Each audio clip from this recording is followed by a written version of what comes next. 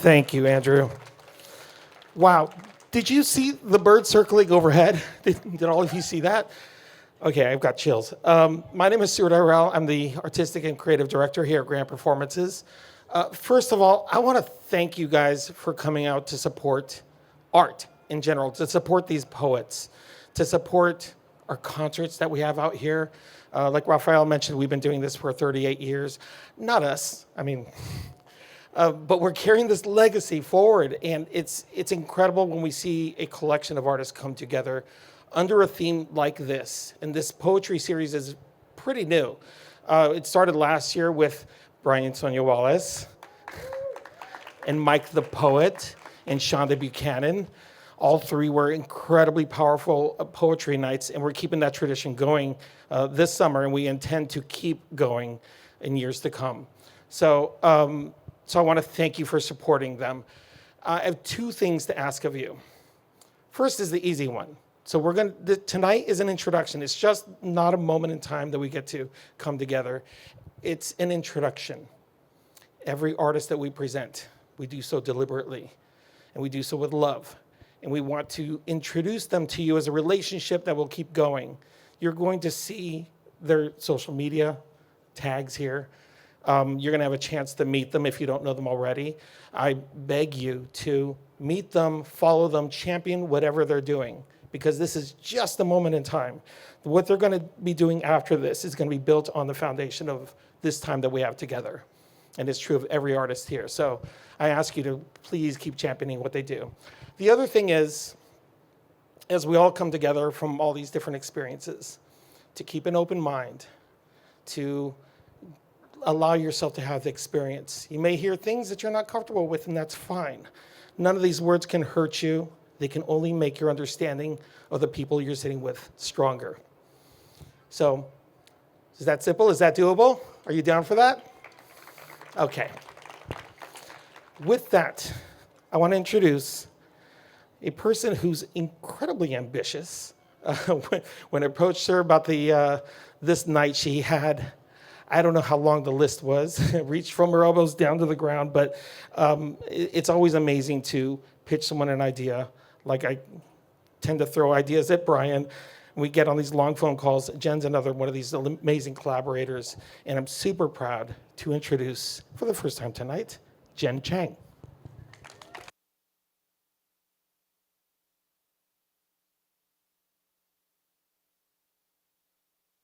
Is this on?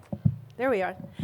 Thank you all for coming out. It's actually a breezy and not too hot night. I hope you're enjoying the fun that we had on the plaza, playing with Poetry Scrabble, enjoying our food vendors. If you haven't already gotten a bite, it's not rude to jump up and get a bite if they haven't fully closed up yet. BU Kitchen, Chef Wen is a award-winning chef, and Marv Creations. And of course, thank you to all the staff at Grand Performances for making this happen. Who you just saw do a ceremony just now was Andrew Pacheco, a dear friend I met, a neighbor friend at the dog park, and such a beautiful spirit who also was part of my Civil Rights Heroes event.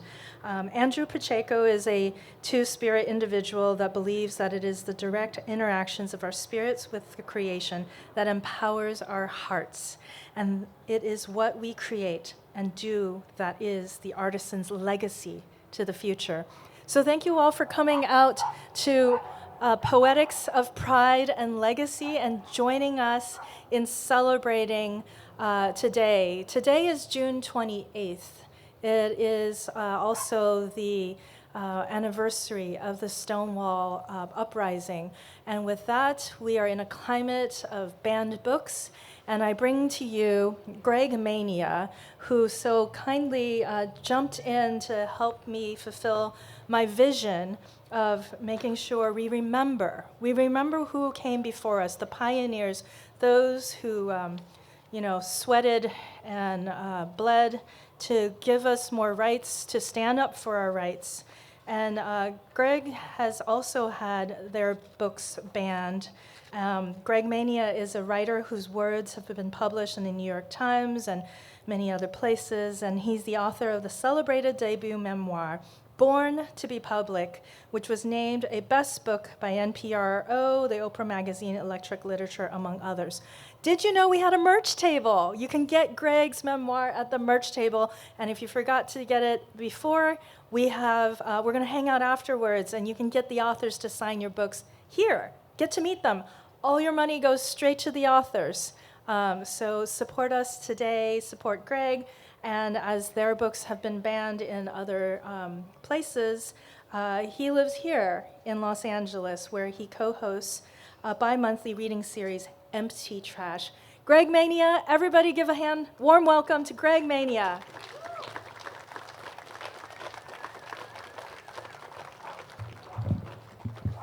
Thank God, there's tech. Whew. Thank you.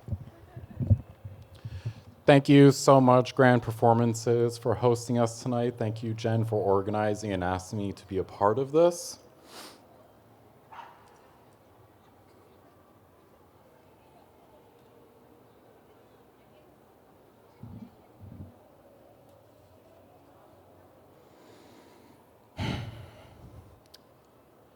Sometimes I like to joke. I don't mean to brag, but my book is banned in 4 municipalities. Or, don't talk to me until you've had a book banned while pantomiming a drag of a cigarette.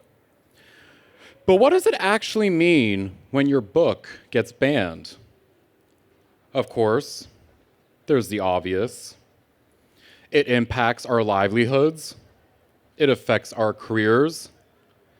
It disconnects us from readers who seek to find themselves among our words, and, of course, sets a dangerous precedent of eroding the bedrock of free speech. As anti-LGBTQ activists and lawmakers increase their efforts to ban queer-friendly books from public schools and libraries, I can't help but think about how different my life would be if I hadn't spent countless hours in my hometown library as a kid, and later as a teen, looking for the parts of myself I had yet to accept, let alone reconcile with, reflected back at me within the pages of the books I would come to find solace in. What part of my story as a queer and literary person would be revised if I hadn't sought respite in books like Boy Culture, Autobiography of Red, and A Home at the End of the World? What draft would I be writing now if I hadn't later been galvanized by the words of Audre Lorde, Eileen Miles, Michelle T., James Baldwin, just to name a few? Would I have mustered the conviction to write and publish Born to be Public, my own queer book, one day? To have the courage to come out, in more ways than one, in perpetuity?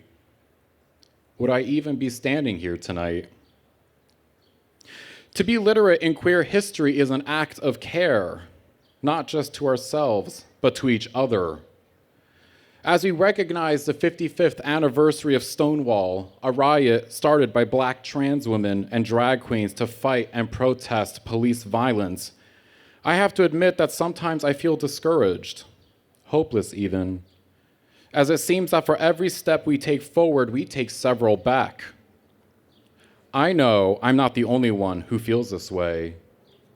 It's hard not to. And it's okay to feel that way. But when you see the familiar look of despair cloud your face in the mirror, or hopelessness cast its somber shadow across the faces of those you love, remember that to feel despair, anger, and hopelessness is an act of care too. Your heart beats, you care, and some days that's enough. Sometimes all that a fire needs to blaze is a spark. The truths are unequivocal. Our books are actively being banned in increasing numbers. According to the American Library Association, more than 4,200 books were challenged in 2023, which is a 92% increase in the number of titles targeted for censorship compared to the previous year. 47% of those books represent the voices and lived experiences of LGBTQ+ and/or people of color. Attempts to censor these titles and more were made in 17 states. These are facts. What they mean, however, can be reframed. Like I mentioned earlier, there's the obvious, like the immediate repercussions on how we make our livings. But they also mean they are scared of us. They are threatened by the stories that we share. They recognize that they are being left behind, that the world they know and fight to protect under the guise of a better future for whom you may and should ask, is slowly becoming obsolete. They may ban our books, but they will never ban our stories. You came to this event today, and we are here together to witness and hear each other's stories. They cannot ban the memories we make together. The devil works hard, but community works harder. Thank you so much.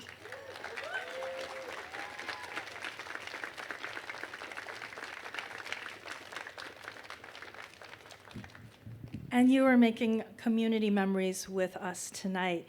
How many of you played with Poetry Scrabble over there? Who moved those word magnets? Yeah, raise your hands higher. Let me hear you. Yes, thank you for playing with Poetry Scrabble. What you did was create a collaborative poem to commemorate tonight's theme of pride and legacy. So with that, I'll rearrange some of the phrases you came up with and give you our community poem that you made on the spot, a poem that would have never been made had we not come together. We are making memories of pride and legacy today because you moved a couple of word magnets. You made, had a friend move one word, you moved 5 words. So here's your poem. Tonight's Poetry Scrabble poem that you made for our memories is the OG Ancient Beautiful, right? The OG are the originals, the pioneers who came before us, who made this legacy, right? So that's our title, the OG Ancient Beautiful. We survive, we plop languidly. Our goals speak variety. Go harness the divine. The clouds where wild lips lean, unforgettable, wings gaily swell effervescent, fantasies lovingly vogue in the streets, howls bend storms, dark jazz and leather skin. Our neon disco tonight crowns friends. Yeah, I love it. I would have never written that without you. You all did that together. That is what our memories are, and that's our legacy. And with that, I want to celebrate our librarians who made this possible.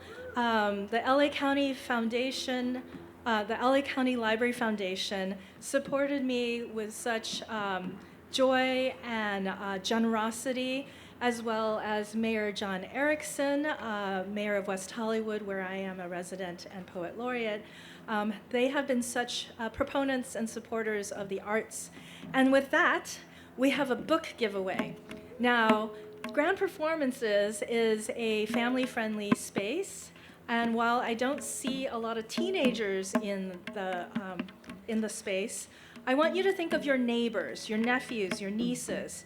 My act of resistance that I'm asking you to be a part of is to come up with people that you could gift these books to. As they want to ban our books, we release our banned books back to our communities. So think about it. Who knows a kid or teenager? Think about that. All right, so I'm gonna go down our book list. Can we give a warm welcome and gratitude to our talented DJ and live musician, tabla player, Shivani, aka DJ Sonic Warfare. Part of our collective memory is made with music. All right, so who has teenagers in their heart? Your nieces, nephews, your neighbors. Yes, raise your hands, raise your hands. Raise them high. We're going to give away the book All Boys Aren't Blue by George M. Johnson, and our dancers will dance this out to you. Raise your hands, don't be shy. The next book we have for teenagers is Cinderella is Dead by Kaylin Byron. Mara, our beautiful dancer, dancing it out. Woo! Where's our teenagers? Who has hearts with teenagers in their lives? This one is a graphic novel. You don't have to be a teenager to love a graphic novel. This is Flamer by Mike Corrado. Let's celebrate our authors who've suffered and dealt with banned books. We're going to unban them, take them back to your communities. Great. This one has the most colorful book cover. This book is Gay by Juno Dawson.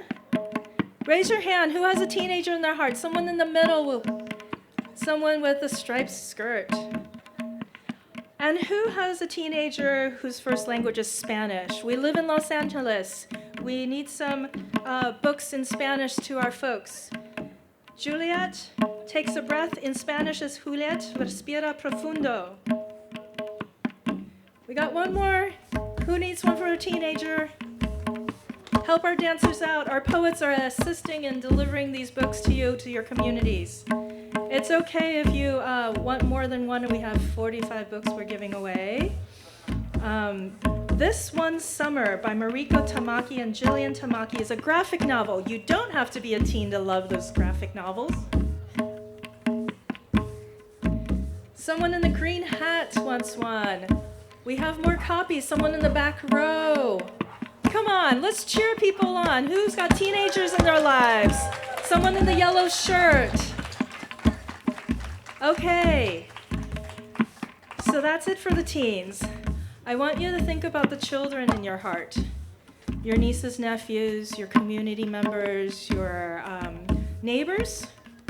We have Pride, the story of Harvey Milk and the Rainbow Flag by Rob Sanders. We have 2 copies. Bring some LGBTQ history to your folks. This gorgeous picture book. And if you don't have someone immediately, you can think about it. Someone in the back row in the Hawaiian shirt. There's someone in the white pants over there. Take this moment now to give eye contact and say hello to your neighbor, right? This is your chance to meet someone new, not the person you came with, right? We're sharing in the glory of unbanning the books. And tango makes 3. Who loves penguins? I love penguins. Come on, you must love this penguin book. It even comes with a CD. Yes. Okay. When Aiden became a brother. This is for the kids who might be thinking about their gender identity. Someone in the back row with the black shirt. There we go. Poets, help our dancers pass it on up. Our dancers are getting quite a workout running up and down the stairs. All right, thank you. All right, we have now the adult books. Maybe you have a friend who's thinking that they're genderqueer. I say my dog Potato, if you met him at the merch table. Potato, the merch table, is genderqueer. He's born male, but definitely takes all the pronouns. Who wants this graphic novel? It's a memoir, nonfiction, autobiographical graphic novel. And one of my favorite poets, Audre Lorde, has this beautiful book of essays and speeches. Who has somebody who needs an Audre Lorde book in their life?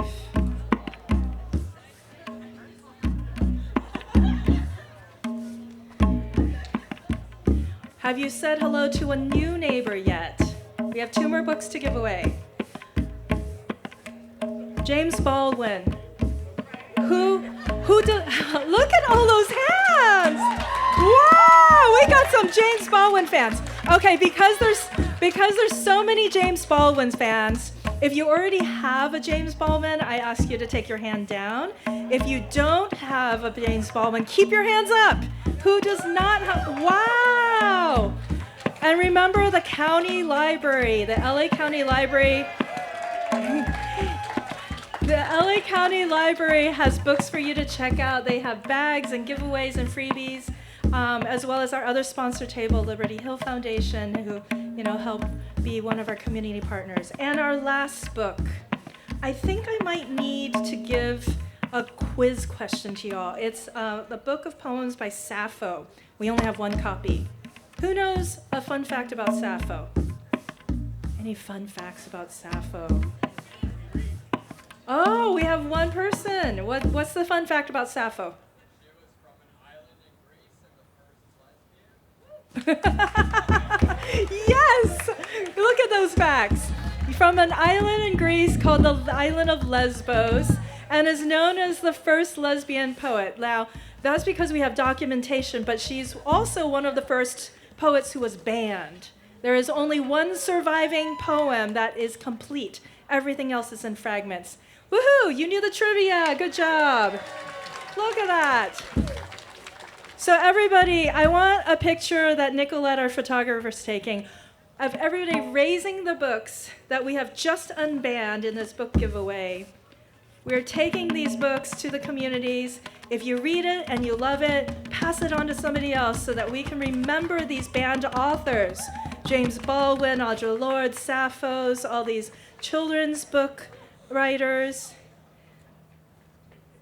Give yourselves a hand. Thank you to the LA County Foundation and another funder at Collaborate LA, and our wonderful dancers for dancing our books out to you, and you are dancing it out to your communities.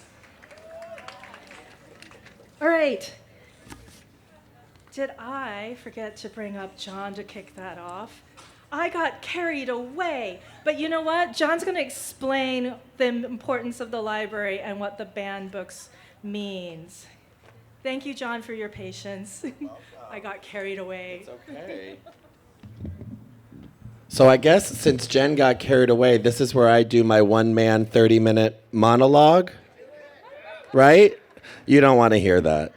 Trust me, it's dark. Hello, everyone. I'm John Erickson. I have the great privilege of being the mayor of the city of West Hollywood. Thank you. That's great. I'm also sometimes like, who are you? No. I'm also the proud vice chair of the LA County Library Board and Foundation, who is not only so proud to be here today, but really excited that we're unbanning these books together. So it's Pride Month. We have 2 more days to be gay, and then we're done. That's it. That's all we got. No, but we're here to celebrate Pride because Pride is all year long, especially in the city of West Hollywood, and especially when we look at a lot of the literature that we have going on right now. There is so much that is at stake when we think about our communities and our country, and I'm really thankful to our amazing poet laureate, Cheng, for not only putting on this program, but also Collaborate LA for donating the books. And I want you to read. I mean, reading is fundamental. Okay, where are the cameras? Get this ready. This is a moment. I'm just letting you know. Okay, we're going to do it on the count of 3. Reading is what? Fundamental. That's right. There we go. But LA County Library has joined with libraries across the country to create a Books Unbanned program, which is a universal library card that anyone from across the country can get for free and check out. Because when you live in a state that says we don't want you to read these incredible books, well, we want you to, and we want to make it as easy as possible for you to not only access knowledge, understand what it's like to be a part of a community that you might start being familiar with, and most importantly, learning that no matter who you are, who you love, how you identify, that you are so worthy of life in a world that tells you you are unworthy, that we want to make sure that you know that first and foremost. And, you know, I grew up in a little town called Ripon, Wisconsin. It was the birthplace of the Republican Party. That's literally a fact. They all became Democrats at the end of the day. I mean, it was like the Abe Lincoln Republican Party. So, like, they all became, they got wise. But libraries today are out there and are a fundamental source. If you haven't checked out or go to libraries, they're the best part of our communities. And I'm just so thankful that Jen asked us to be here, that Jen is not only putting forth this incredible initiative, but also please come over and visit. Can my friends at the library table over there wave? Hello, a lot of you. Go get a bag. It's a really great usable bag. Make a donation. The money goes 100% to fund the programming that we do at libraries, because libraries are no longer just stores of knowledge. They're also the community resource centers that are used across LA County, the largest county in the entire country, to make sure that people are getting access to homelessness services, job services, work enforcement services, all the stuff. So whatever you do, just be who you are, live loud and proud, and just know I really love you. Have a great time, everyone.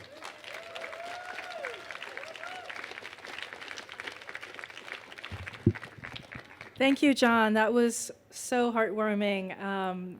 Like so many of us grew up with our childhoods with fond memories of the library. So please do support your libraries. And don't forget, our authors, our poets have our merch table, and Chris will happily help you get them signed as well.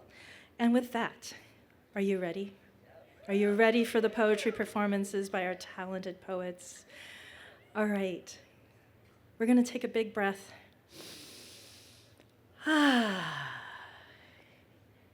You all got here, and many of you have books to take home. And tonight we're going to remember the legacy of pioneering poets before us. And to kick us off, we have Ramy El-Etreby. And I'm pulling up his bio. Ramy El-Etreby is a theater artist, writer, poet, educator born and raised in Los Angeles. Things that bring him joy are watching musicals and his two cats, Mimi and Rocco. Ramy teaches at the Theater Arts Department at Cal State Long Beach. Welcome, Ramy.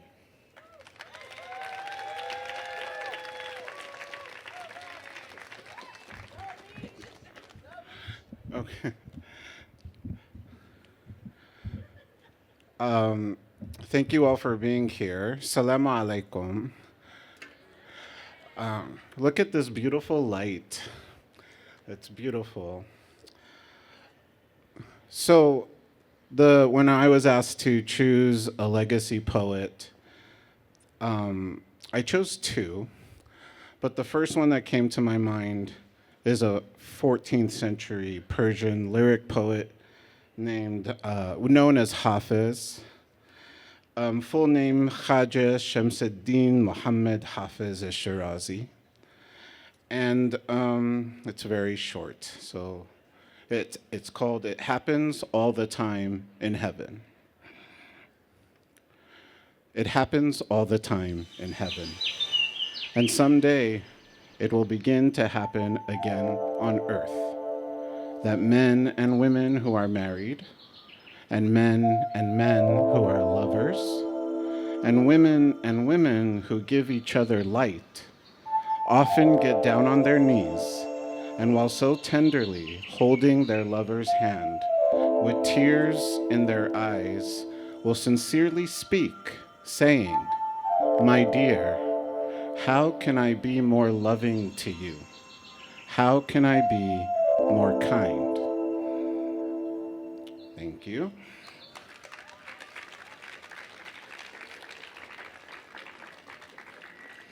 It's cute, there's light here too, I love that.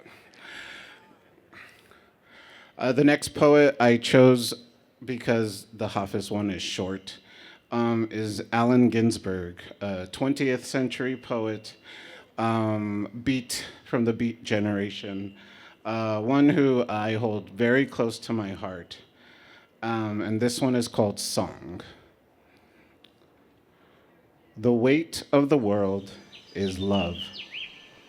Under the burden of solitude, under the burden of dissatisfaction, the weight we carry is love. Who can deny? In dreams, it touches the body. In thought, constructs a miracle. In imagination, anguishes till born. In human, looks out of the heart, burning with purity. For the burden of life is love. But we carry the weight wearily, and so must rest in the arms of love. And so must rest in the arms of love at last. Must rest in the arms of love. No rest without love. No sleep without dreams of love. Be mad or chill, obsessed with angels or machines. The final wish is love. Cannot be bitter, cannot deny, cannot withhold if denied. The weight is too heavy, must give, for no return as thought is given in solitude and in all the excellence of its excess. The warm bodies shine together. In the darkness, the hand moves to the center of the flesh. The skin trembles in happiness, and the soul comes joyful to the eye. Yes, yes, that's what I wanted. I always wanted to return to the body where I was born.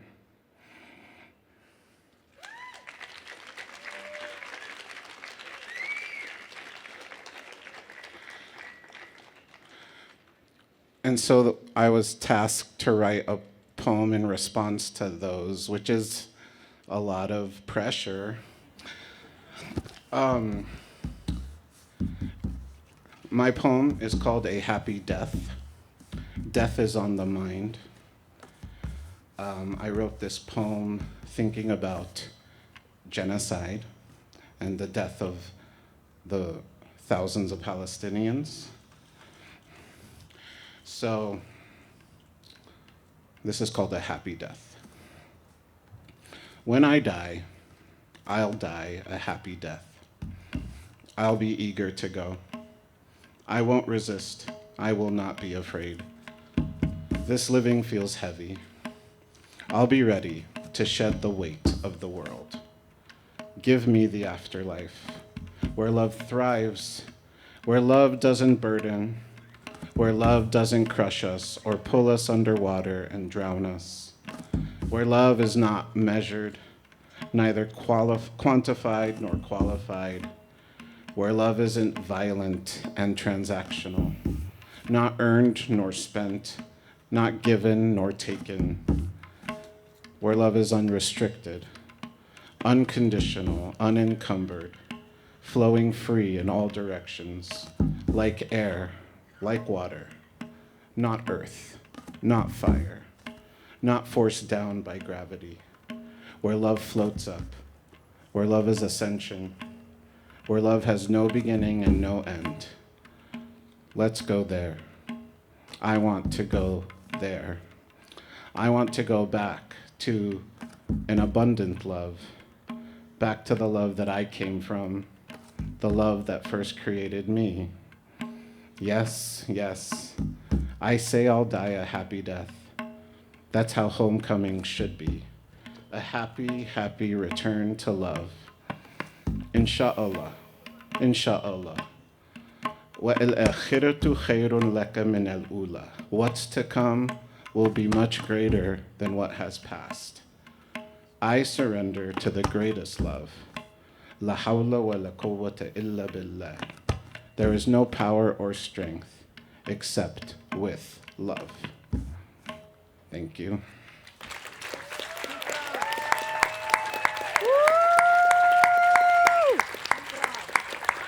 Thank you. That is our beautiful Ramy. Are we turned on?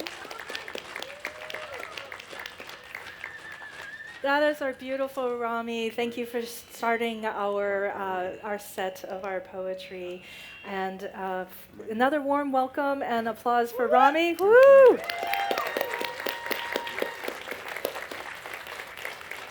Our next poet is Stephen Rains. Stephen Rains was appointed the first poet laureate of West Hollywood.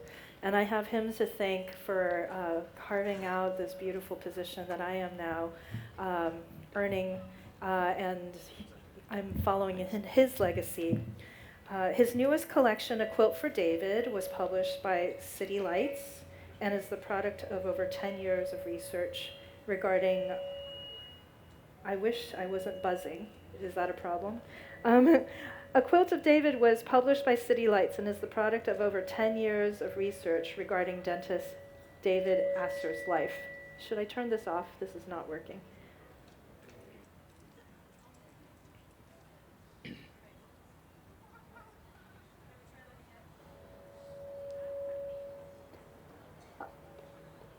All right, Okay. well, let's give Stephen Rains a warm welcome in spite of that awkward introduction. Stephen Rains! Thank you. So the legacy poet I chose tonight is David Trinidad, who actually was in Los Angeles at a point in time, and I discovered his writing through an anthology titled High Risk. It was 1992, and I discovered it in the library, and when reading over David's poem, I was so surprised, and I thought, like, wow, you can do that in poetry? And the poem I chose tonight isn't that poem, but it's actually a legacy poem of his where he talks about a poem mentor. And instead of reading it in my own voice, there's this great recording of David reading, and I thought it would be nice for you to hear David's wonderful reading of his own work. So that's what you're going to hear, and then I'm going to read my legacy poem. Thank you. I went to his 66th birthday dinner 16 years ago this past November. I remember that it was at Chelsea Central, his favorite restaurant, Great Steaks, on 10th Avenue, and that Ashbury was there, and a few others, including Joe, impeccably dressed and gracious, who picked up what must have been, I thought at the time, an exorbitant bill. I remember him saying more than once, "Joe always picks up the bill," then smiling a slightly wicked smile.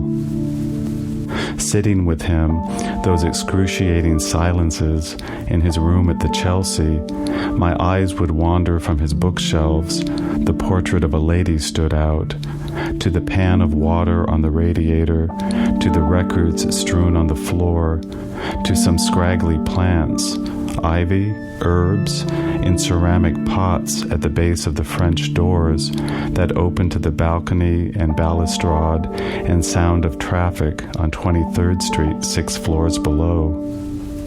He read me White Boat, Blue Boat shortly after he wrote it, and a poem about Brooke Benton singing Rainy Night in Georgia that didn't make it into his last poems, though I remember thinking it beautiful. He complained in a letter to Tom about how much I smoked and how emotional I'd get during movies. He must have been referring to Field of Dreams.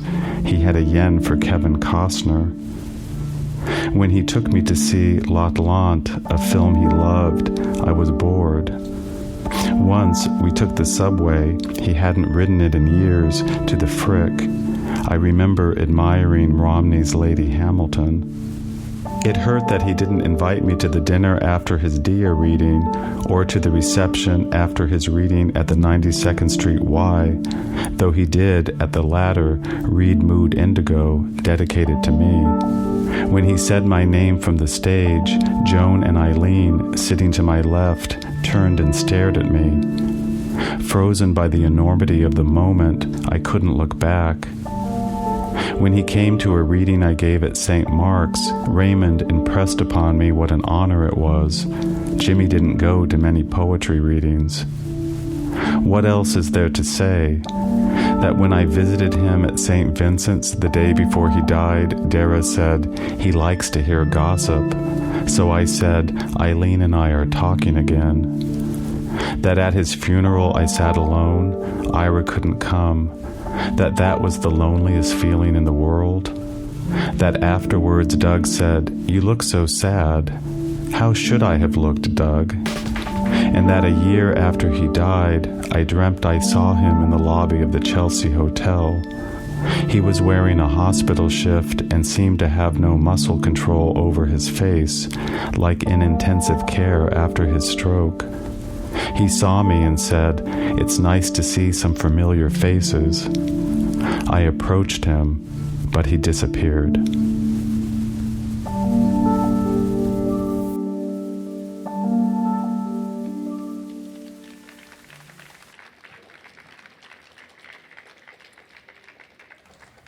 So my poem is a response to some of the things that David does in that poem.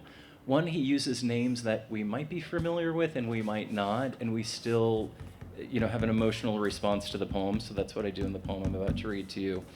And this poem is about one of my best friends I met 3 years after I discovered the writing of David Trinidad, and it's my friend Michael Church, who unfortunately died of AIDS-related complications in 1998, and I briefly tried to be his caregiver. And so this is a poem about that involves Michael. Sting. I spent my childhood running away from bees in the backyard, feared every sight, mention, or the stories of someone dying from a sting. I, having never been stung, worried that I might have an allergy. It was only much later when I read about bees dying in droves that I worried about them. By that time, I was a gardener. I understood their purpose and power. 2. I was picking plums in Natalie's backyard. Bees buzzed around my outstretched arm. I remembered they used to scare me. The overripe plums would slide off. The bees swarmed on each pulled piece, frantic at what was on the stem. We had so much in common, wanting the sugar. 3. I think back on how scared I was of being gay, of gay men. There was, after all, the men who trespassed, as if my young body was theirs to forage. I was not ripe or willing, but they took anyway. Then, when I was 14 in a discount clothing store, I saw 2 men with teased hair, cackling at each other's jokes. Hands flitted in the air as if they were waving off bees. I stopped on a nearby rack to watch them. I wanted their confidence, joy, and what I thought they must be doing in bed together, but I did not want to be them at all, yet I knew I was. I went to gay bars long before I should. A fake ID got me into the door, and all of the older men swarmed around me. 4. Years later, when I met Michael, he was drunk and in drag, sitting at the bar of Naples' only gay club. He tugged at the side of his wig until it slid off his bald head, leaving a face full of makeup, 2 pearl drop earrings. Even intoxicated, his wit was quick. I'd feel it sting minutes after a comment. We buzzed around the bar that night, vodka, our nectar. That night, I knew I wanted to spend every moment I could with him. I'd found my queen. 5.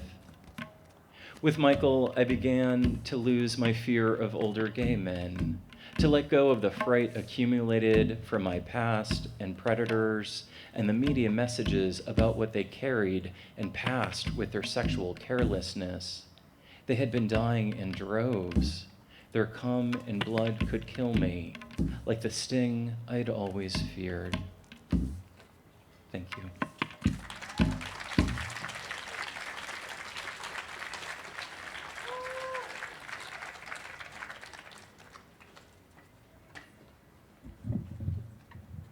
Trying something different, so I'm going to run up here in between each of our poets. Thank you again to Stephen. Stephen has a book for sale, A Quilt for David, at our merch table. Give another warm applause for Stephen.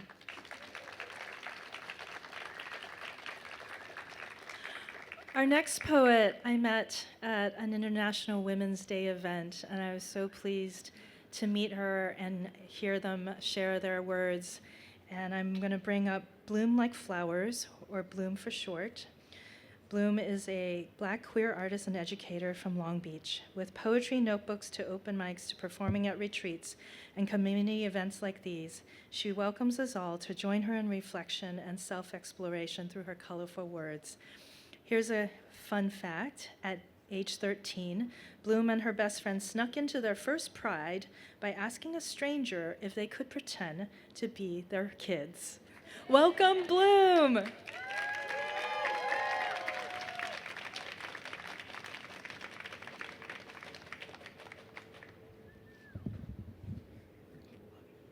Thank you.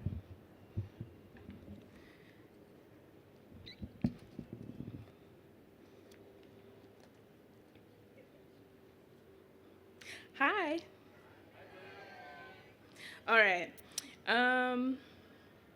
I'm very excited to be in community with you all. My first piece is Where Will They Be by Pat Parker. I chose this piece because I think it's very easy to call people out, but I think we can look at this poem as calling people in and thinking about how we can all do better in supporting our community and supporting each other. So please enjoy. I do want to mention this poem was written in 1978. Does anybody know how long ago that was? Period. 46 years ago, yes. But I do think that some of the themes are still prevalent today in our community, so I wanted to share that with you all.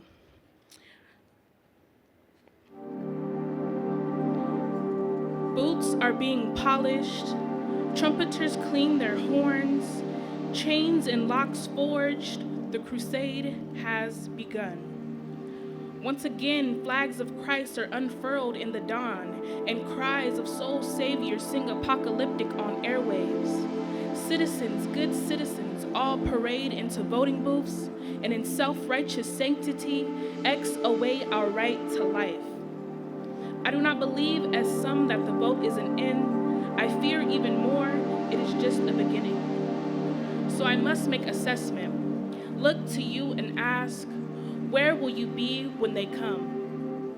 They will not come a mob rolling through the streets, but quickly and quietly move into our homes and remove the evil, the queerness, the perversiveness from their midst. They will not come clothed in brown and swastikas or bearing chest heavy with gleaming crosses. The time and need for ruses are over. They will come in business suits to buy your homes and bring bodies to fill your jobs. They will come in robes to rehabilitate and white coats to subjugate. And where will you be when they come? Where will we all be when they come? And they will come. They will come because we are defined as opposite, perverse, and we are perverse. Every time we watched a queer hassled in the streets and said nothing, it was an act of perversion. Every time we lied about the boyfriend or girlfriend at coffee break, it was an act of perversion. Every time we heard, I don't mind gays, but why must they be so blatant, and said nothing, it was an act of perversion. Every time we put on the proper clothes to go to a family wedding and left our lovers at home, it was an act of perversion. Every time we heard, who I go to bed with is my personal choice. It's personal, not political, and said nothing. It was an act of perversion. And they will come for the perverts, and it won't matter if you're homosexual, not a faggot, lesbian, not a dyke, gay, not queer. It won't matter if you own your own business, have a good job, or are on SSI. It won't matter if you're Black, Chicano, Native American, Asian, or white. It won't matter if you're from New York or Los Angeles, Galveston, or Sioux Falls. It won't matter if you're butch or femme, not into roles, monogamous, non-monogamous. It won't matter if you're Catholic, Baptist, atheist, Jewish, or MCC. They will come to the cities and to the land, to your front rooms and in your closets. They will come for the perverts, and where will you be when they come?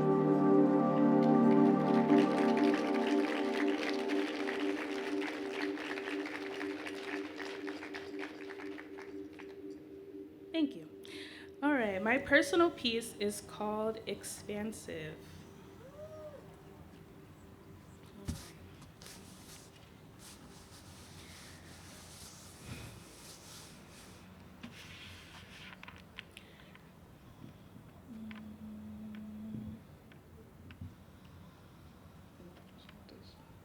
All right.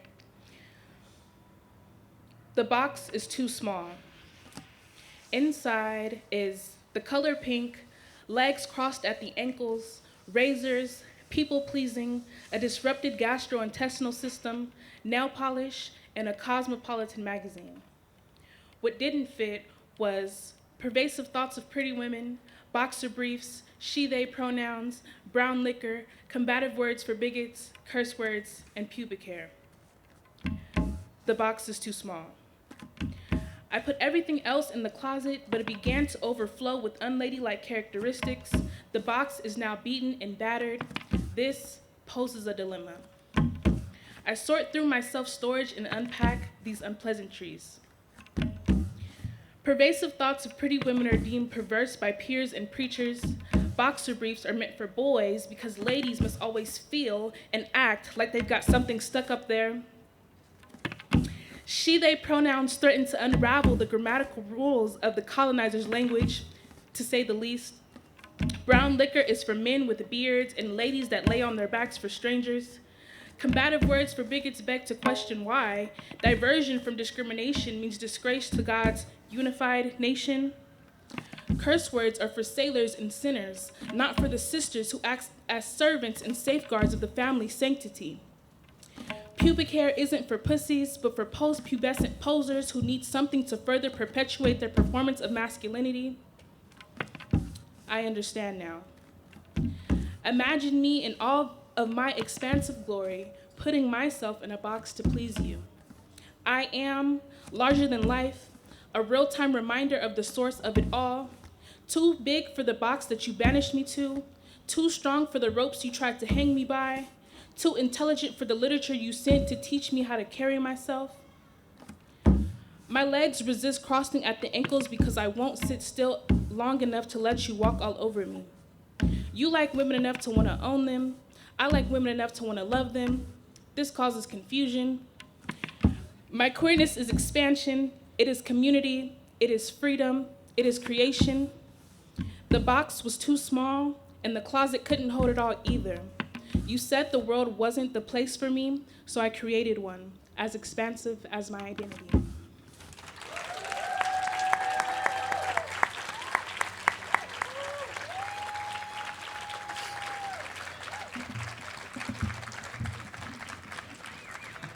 That was beautifully expansive. And as we're expanding our connections, we are connecting between younger folks who might not have been in 1978 when Pat Parker's poem was written. But then there are those of us who were alive and remember the 70s. And it is my honor that I have a pioneer before me who has a new book out in addition to her poetry. Terry Wolverton is like a crafter of mystery stories and so many other novels. And as I am pulling up their bio, Terry Wolverton is the author of 12 books of poetry, fiction, and creative nonfiction. Their books are out for sale on the merch table.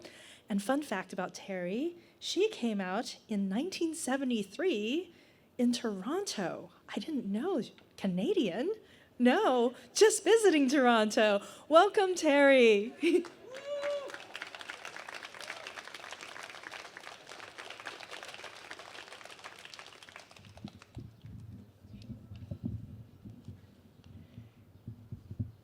Jen, I left the United States after Richard Nixon was reelected in the first election I could vote in.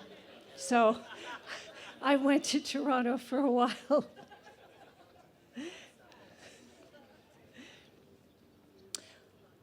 It's my honor to be here with all of you and with the esteemed poets this evening. And it's my honor to read to you from a poem by the poet Judy Grahn. Judy Grahn is one of the first lesbian poets that I read. Her book, Edward the Dyke and Other Poems, just completely blew my mind. And I'm going to be reading an excerpt of a poem by Judy. It's a long poem, so I'm only going to read part of it, which is called Descent to the Butch of the Realm. I am your wild cherry sister, red and black sheep sister of the unkempt realm. I am the butch of darkness and the lady of the great below. I have a nickname. See if you can guess it. Thistles in my fur are twisted taut as wily wires of gristle. You won't find me sitting at home in front of TV drinking beer. Not me. I'm outdoors prowling midnight. Nor do I march to take back the night with other women, for I never lost it. My name is Shadow of the Wolf. I woof and I whistle. My usual companion lover's name is Destiny. She had it tattooed on my upper arm. She is, of course, a dyke. She chews me down to something honest on a weekly basis when I let her. Oh, but I have plenty of time for you and your bright beauty. Yes, I have plenty of room for a Venus type, such as yourself, in my chamber. Remember me now whenever you hear the phrase, wild cherry. Oh, descend to me, to my exhilarating gaze and my desiring. Yes, it is true, I am who wants you. And I hear you have chosen to come down to me. Judy Grahn. She's still living up in Oakland. She's still writing. If you get the chance to read her work or encounter her, do it. She's amazing.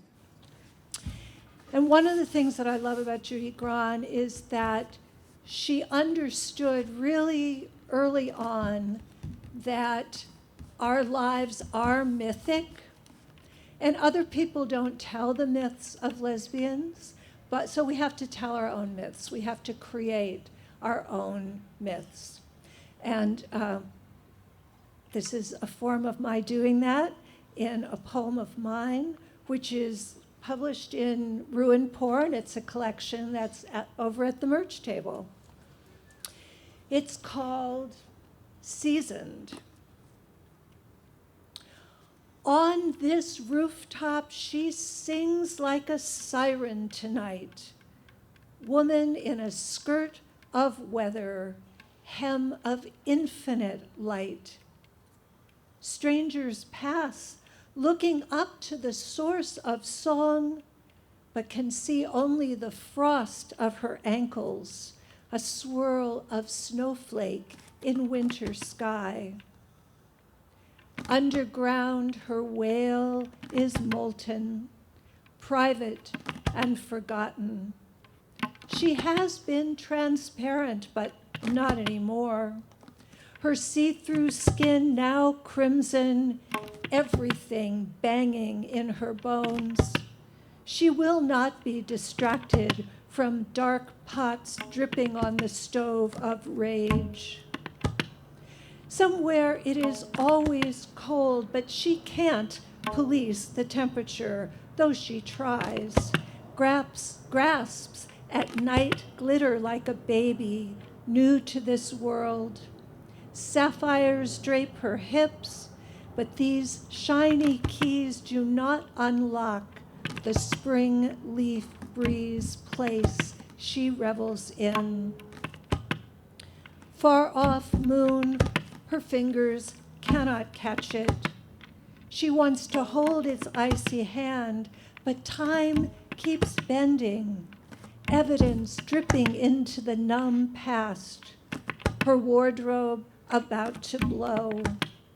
One hot string connects her to my heart, where she sways to sleep's dark sonata. Thank you.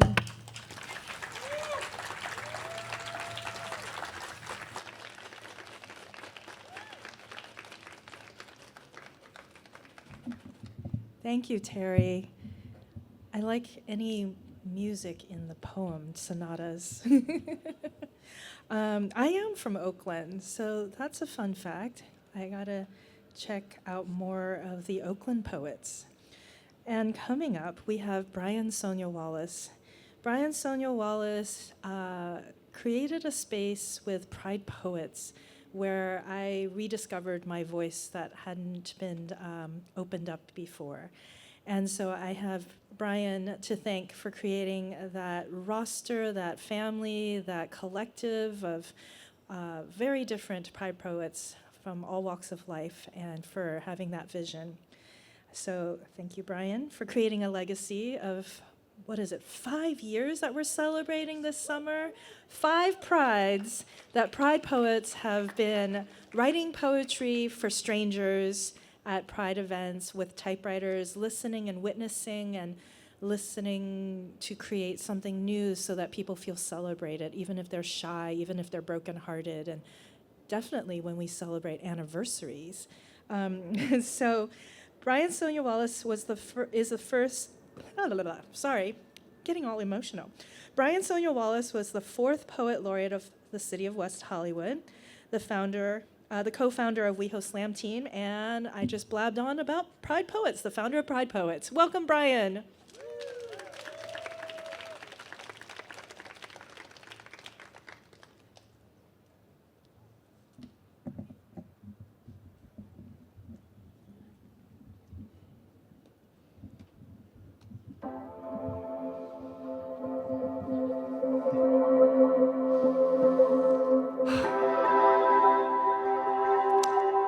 How about some Mary Oliver? Do we know Mary Oliver? Mary Oliver won the Pulitzer in the 80s. She was America's best-selling poet in the early 2000s, died 2019, and was a lesbian. And was derided by the Academy for being kind of too populist. You know, her poetry was too easy for people to understand, which is a problem. This is Wild Geese by Mary Oliver.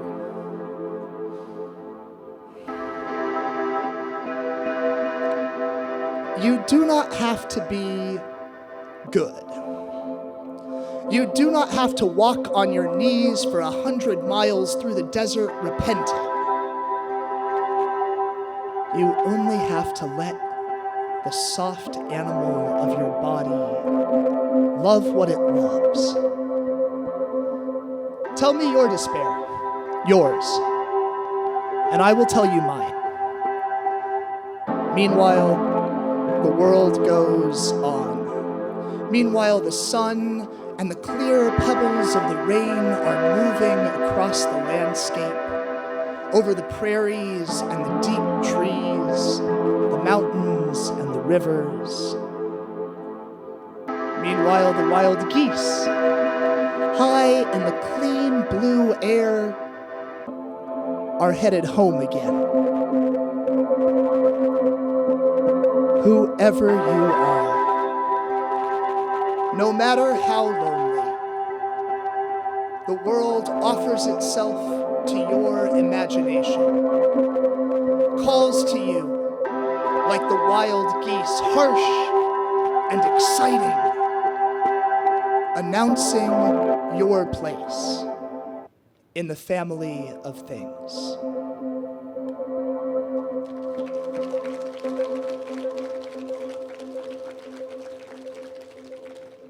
Come on now, like, I know everyone shared that on Facebook after she died, but it's just the best poem. It does everything I want a poem to do.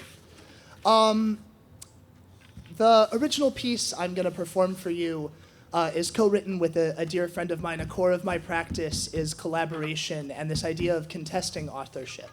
That we think about authorship so often as a singular act, when in fact we are in conversation with these legacies, we are in conversation with each other all the times. And I love the idea that literature, as much as it sometimes feels like one person sitting there alone in a room shouting into the void, is always a collaborative act.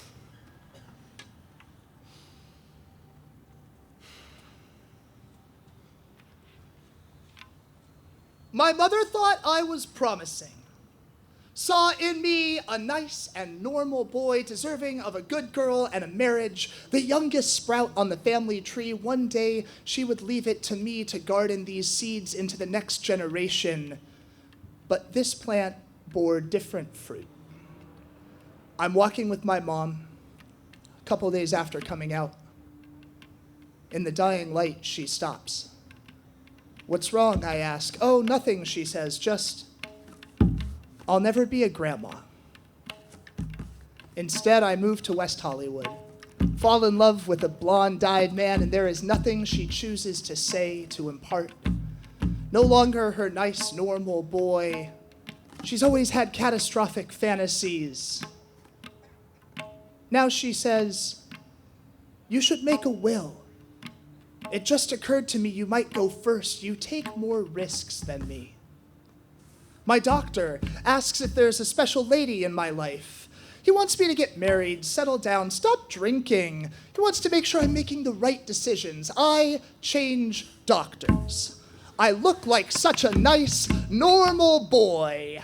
Each season in Scotland when it got warm, the boys would strip off their shirts and pass a rugby ball, drink until we forgot to be shy. Each season I auditioned for the play.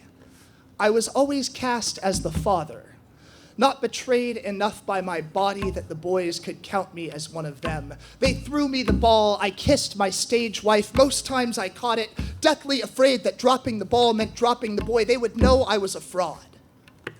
I lived for the applause. One morning, during the active shooter drill, Kevin called me gay, and my friend punched him. Because I was. And because that's the worst thing you could call someone. I wanted to be one of the boys. I took part in the gay jokes. At first, I only laughed. There was one out kid in my school. His name was Brandon Storm. It was easy to spot him. I remember being grateful he was there so that when I called him faggot, I could no longer be one. That scared little asshole. Now I see them.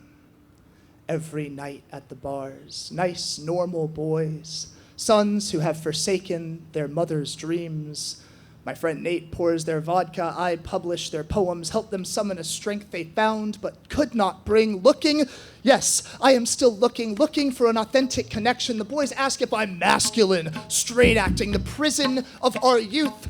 Now the thing we most desire, for a collective unmasking, unmask for unmask. My mother says, I'll never be a grandma. And now they are censoring our stories in schools across the country. 484 bills this year, waiting to be passed like a cocked gun. They didn't have to kill the last generation of nice, normal boys. They just let us die. As our stories disappear from libraries, we turn to each other. Write poems at Pride. Start an open mic at a gay bar we watch. Feeling now more like mother, more like nurture. Now I'm over 30. In gay years, I'm almost dead. But Mom, I'm not done growing. Now I'm Mom myself. Every nice, normal boy with a secret is my child. Dinner's on. And at this house, everyone eats.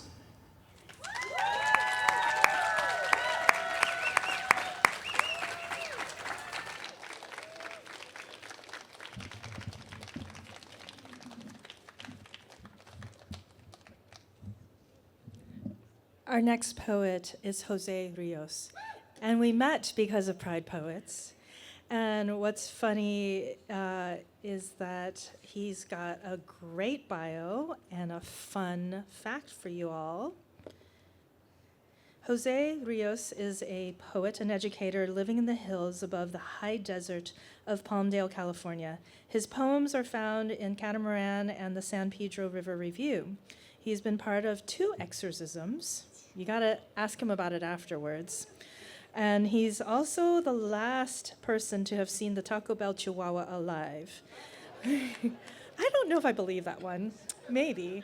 The fun fact is Jose was once expelled from a local fraternity for hosting drag queen bingo night, even though it was the club's most successful event. Welcome, Jose. Hello, hello. Oh God, thank you. You are a luxury. We're good. Hello, everyone. Howdy, howdy. So, today we are honoring Richard Blanco. He's got tons of notoriety. He read at Obama's inauguration, and he came to my community college almost like 10 years ago, and it was truly a blessing. I hated poetry. I hated school. I think I was failing this poetry class, and the professor said, you get extra credit if you show up. And I went. And it was the first time I didn't have to find myself in a piece of literature, like I just saw myself. And it is called Queer Theory According to My Grandmother.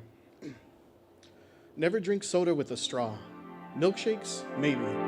Stop eyeing your mother's Avon catalog. And the men's underwear in those Sears flyers? I've seen you. Stay out of her Tupperware parties and perfume bottles. Don't let her kiss you. She kisses you too much. Avoid hugging men, but if you must, pat them real hard on the back, even if it's your father. Must you keep that cat? Don't pet him so much. Why don't you like dogs? Never play house, even if you are the husband. Quit hanging out with that kid Henry. He's too pale, and I don't care what you call them. Those G.I. Joes of his are dolls. Don't draw rainbows or flowers or sunsets. I've seen you. Don't draw at all. No coloring books either. Put away your crayons, your Play-Doh, your Legos. Where are your Hot Wheels? Your laser gun and handcuffs, the knives I got you. Never fly a kite or roller skate, but light all the firecrackers you want. Kill all the lizards you can. Cut up worms.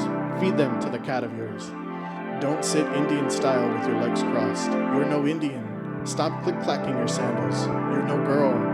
For God's sakes, never pee sitting down. I've seen you. Never take a bubble bath or wash your hair with shampoo. Shampoo is for women. So is conditioner. So is mousse. So is hand lotion. Never file your nails or blow dry your hair. Go to the barber shop with your grandfather. You're not unisex. Stay out of the kitchen. Men don't cook. They eat. Eat anything you want except deviled eggs, blow pops, croissants, bagels, maybe. Cucumber sandwiches, petite fours. Don't watch Bewitched or I Dream of Jeannie. Don't stare at the $6 million man. I've seen you. Never dance alone in your room. Donna Summer, Barry Manilow, and Captain and Tennille, Bette Midler, and all musicals. Forbidden. Posters of kittens, Star Wars, or the Eiffel Tower.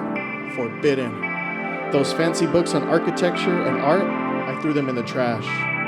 You can't wear cologne or puka shells, and I better not catch you in clogs. If I see you in a ponytail, I'll cut it off.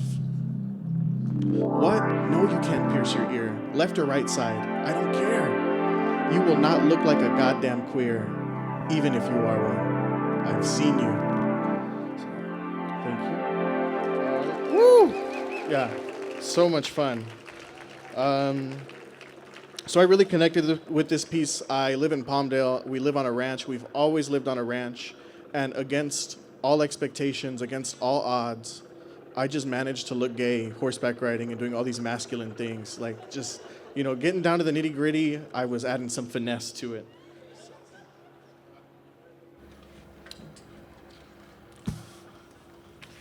So this one is called My Response. You should be more like Pedro Infante, John Wayne, the Tapatio man, and less like yourself. Your words are like a woman's dress. The longer you talk, the less interested others become. And instead of using your hands to talk so much, why don't you use them to dig a hole about this deep? Habla bien, A Rios should be seen with a shovel, not a broom. There's always something to do, but cleaning is last on the list. Men on the dance floor should not outshine their partner. Never will God call upon you to move your hips like that again. Bitty bitty bum, don't do it. No lo hagas. Un vaquero no es vaquero sin su sombrero. And you choose to ride bareheaded in the sun. A dog is not a dog if it does not protect its bone. And you, mijo, you let that girl walk away too easily. Amárate un huevo and run after her. Who cares if she's not your type? All the donkeys look the same in the dark. How old does your mother say you have to be for a girlfriend? We'll give you some years. The wisdom, however, that stays with us. Your proximity to martyrdom is manhood. Give yourself the short end of the stick as often as you can so you can throw it in their faces when they question intentions. You're spending too much time with your mother, but I don't have the time to raise you. You know I love you, and I say this because I care. If you rub pig manure on your torso, the chest hair will sprout out like water. Bite your nails before they get too long. If you split the unibrow in two, I'll leave you with no brows.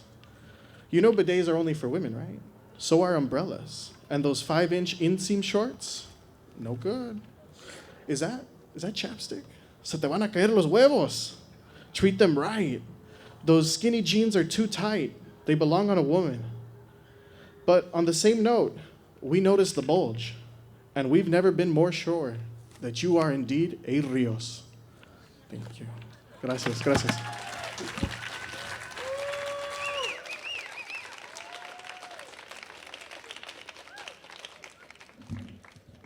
Another hand for Jose. Doesn't he make you all laugh? Both poems were great, right?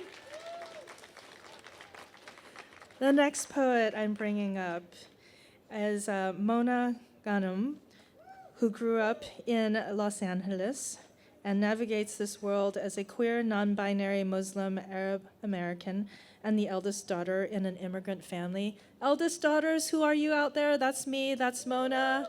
Yeah, we know what that means. Embodying the epitome of being a third culture kid from LA, they carry a passion for mental health advocacy, social activism, and finding the coolest underground art shows and concerts around. I think I'm gonna have to hit you up to fill my social calendar. Underground art shows, yes, please. Welcome, Mona.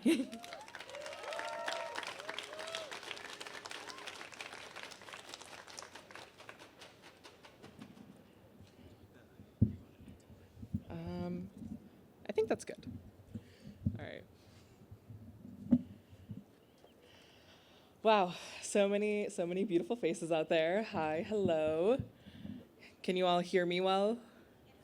Awesome. All right. Assalamu alaikum. As Jen just said, my name is Mona. And when I was first approached to be a part of this beautiful event, thank you so much, there were a whole lot of names that came to my head about who to choose, who to honor. And I came across a queer Palestinian poet whose work I've loved for a really long time. Her name is Majdoulin Shumali, and I will be reading My Mother Says This Would Have Never Happened If We Stayed in Palestine.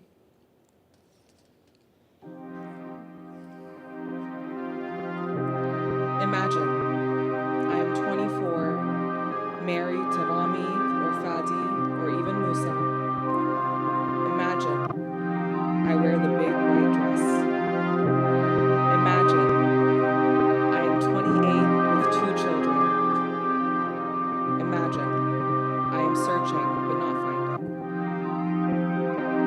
Maybe I am 18 in college in Ramallah. I meet Rima and Rauda and Huda. We drink Taibe beer in the gardens. We smoke apple argiles and dance into the morning. Or I am 32, married and infertile. I translate Arabic to English for American tourists. I name things unspeakable. I draw the blinds down on myself. I guess we'll never know, I say, and the scene freezes. Lauren's Fishburne as Edward Said emerges from the pantry. The Orient becomes becomes a living tableau of queerness, he says. Take the red pill, and I'll show you how deep the rabbit hole goes. I take the red pill on the plane with Leila Khalid.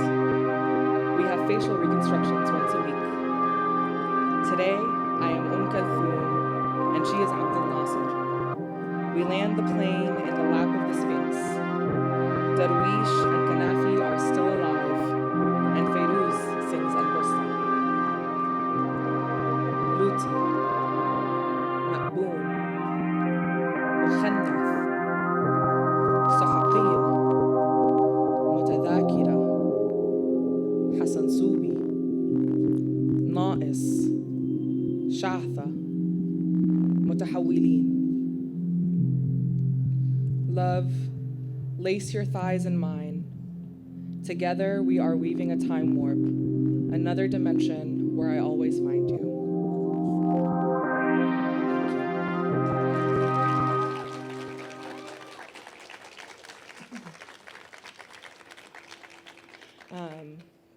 So I wrote a response to Majdoulin specifically, in part inspired by her words, in part inspired by my own journey with queerness and my own love and relationship. This is called I Hope This Happens in Palestine.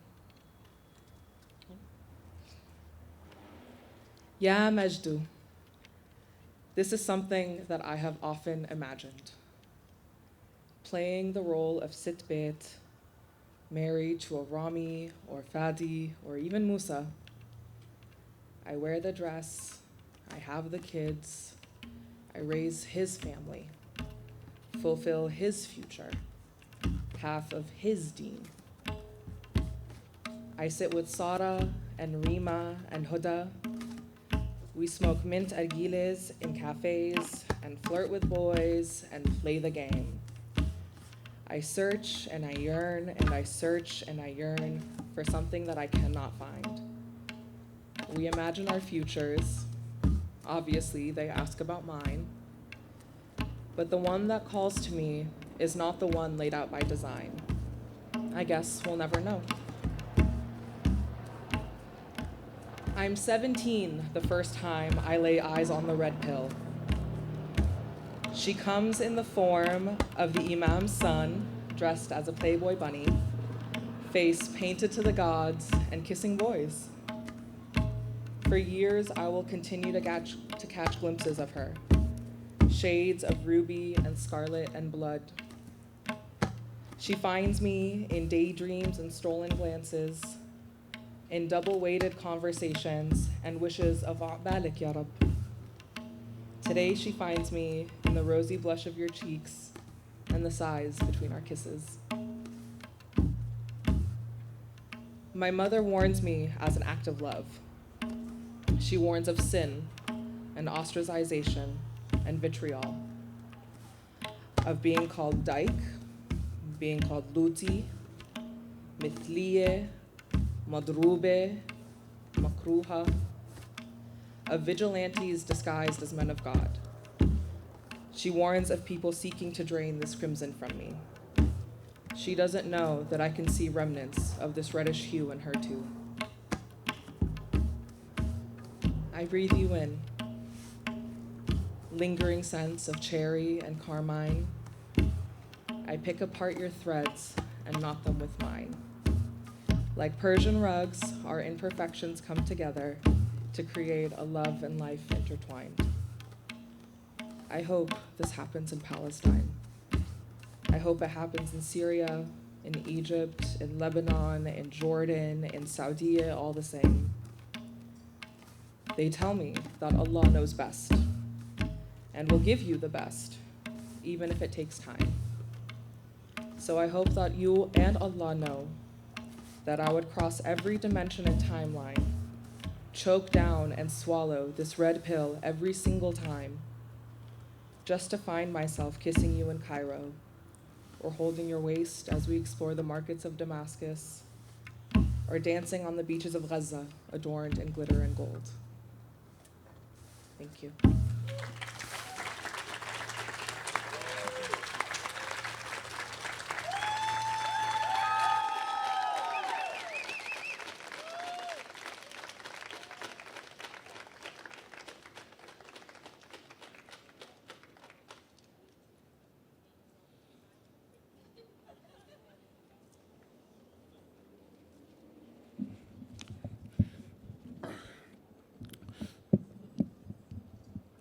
final poet of the night is our host and curator, Cheng.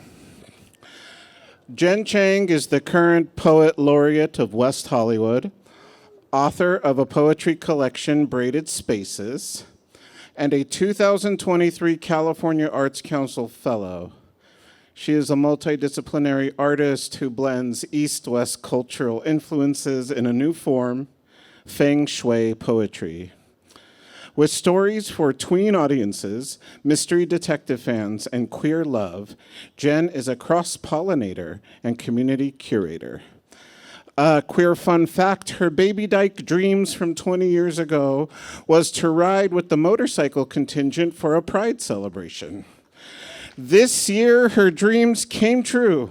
At LA Pride, she got to ride in the front as a passenger with her friend who leads the motorcycle contingent, Cheng.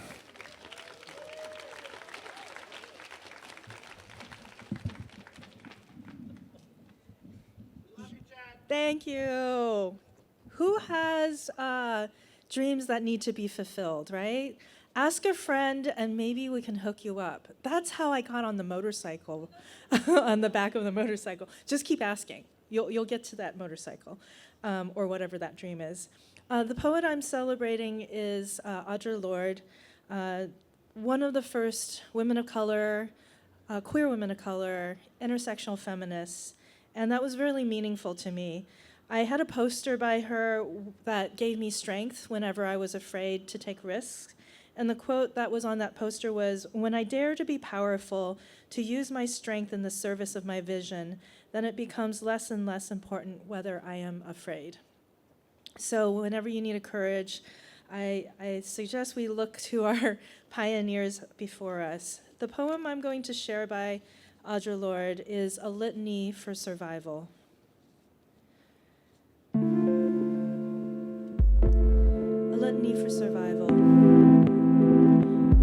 For those of us who live at the shoreline, standing upon the constant edges of decision, crucial and alone. For those of us who cannot indulge the passing dreams of choice, who love in doorways coming and going, in the hours between dawns, looking inward and outward at once before and after, seeking a now that can breed futures like bread in our children's mouths so their dreams will not reflect the death of ours. For those of us who were imprinted with fear like a faint line in the center of our foreheads, learning to be afraid with our mother's milk, for by this weapon, this illusion of some safety to be found, the heavy-footed hoped to silence us. For all of us, this instant and this triumph, we were never meant to survive. And when the sun rises, we are afraid it might not remain. When the sun sets, we are afraid it might not rise in the morning. When our stomachs are full, we are afraid of indigestion. When our stomachs are empty, we are afraid we may never eat again. When we are loved, we are afraid that love will vanish. When we are alone, we are afraid that love will never return.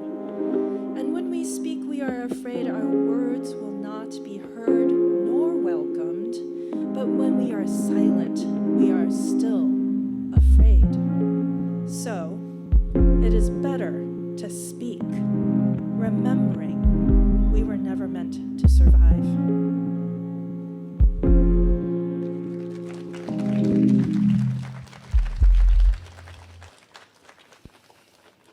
So the poem I wrote in response to that, last year I shared a poem about survival, and I was thinking I want to send a prayer for thriving, that we are more than surviving. We are here celebrating tonight, and I want us to be bold and feel that courage to thrive. So I call this one Prayer of Light.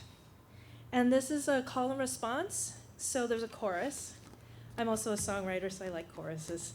And you're essentially the most important part of this event tonight, you being here creating this memory with us. So I will say, as long as there is light, we will let it shine. And then we'll all say together, we were always meant to thrive. Can we try it once? As long as there is light, we will let it shine. We were always meant to thrive. One more time. As long as there is light, we will let it shine. We were always meant to thrive. Yeah, you got it. You got it better than me. I'm a little nervous because I'm like, oh, call and response, this is cool. All right, here we go. Prayer of light. Plants have only two choices, to grow or to decay. As long as they grow more leaves than what decays, they are still here. Growing to the light, reaching up to the sun without any deterrent, they thrive. We are here like plants, and with every breath, we are meant to grow and thrive.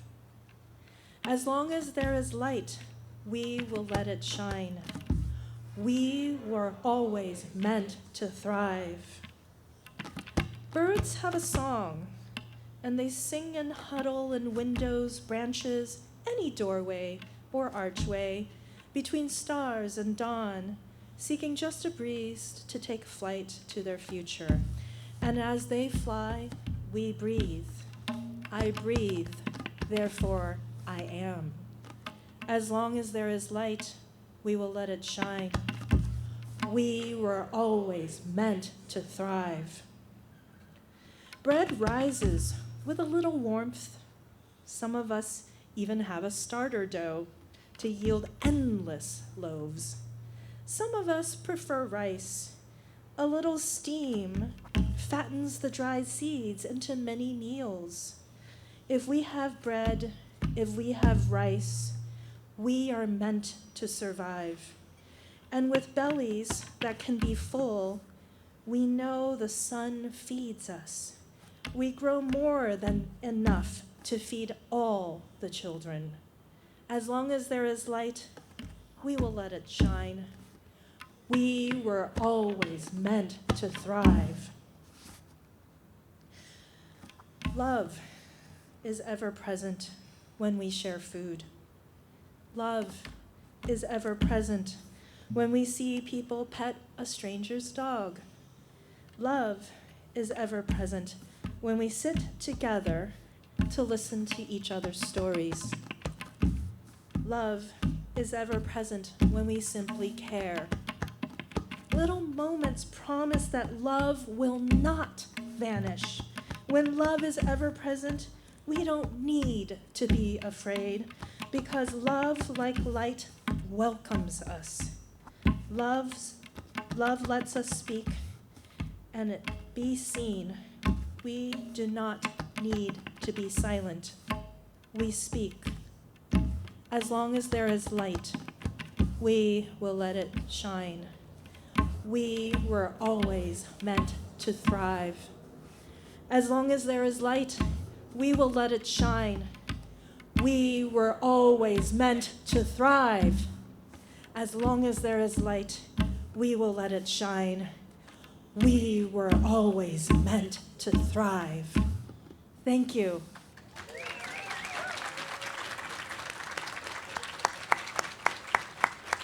Thank you for being my chorus. That was so beautiful. I felt the love, and I hope that gives you courage that love, and love wins.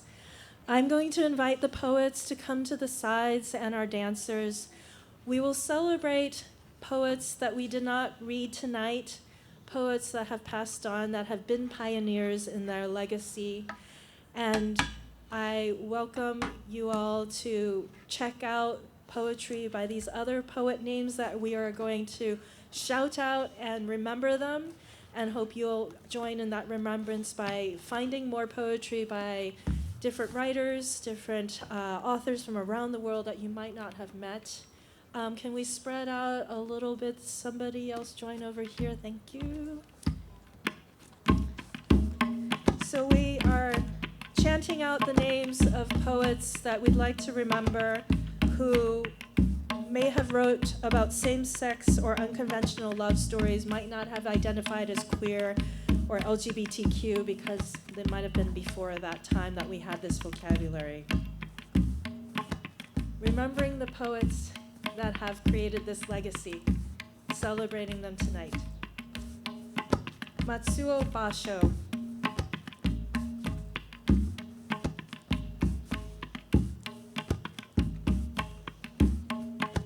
June Jordan. Gloria Anzaldúa. Federico Garcia Lorca. Jack Spicer. Nazim Hikmat.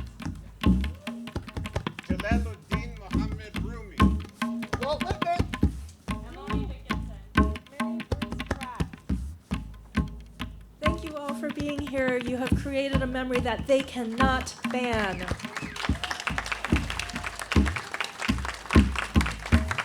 And many thanks to Grand Performance's staff for making this happen.